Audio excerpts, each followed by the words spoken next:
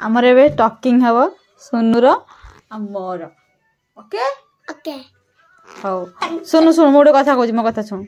मु कहूँ कि मो कथा सुन आज मु घर को आसली तू जिद्दी कलु बोली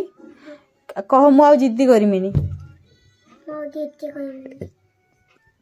मु काली सकाळे पळेमी मेस को बालसर पळेमी पळेमी आउ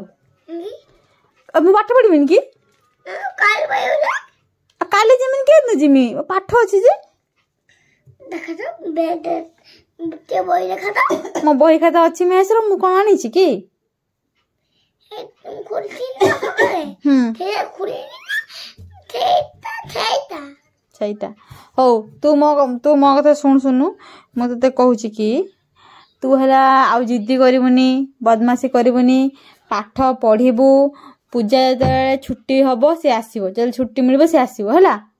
आ कांदीबुनी जे पूजा पूजा बोली कहि कि कांदीमे ना कांदीबुनी कांदीमे ना कांदीबुनी मो बायाटा पढ़ेबो हम पाठ पढ़िबिनी कि सुनु ना पाठ पढ़िबिनी ना हेलो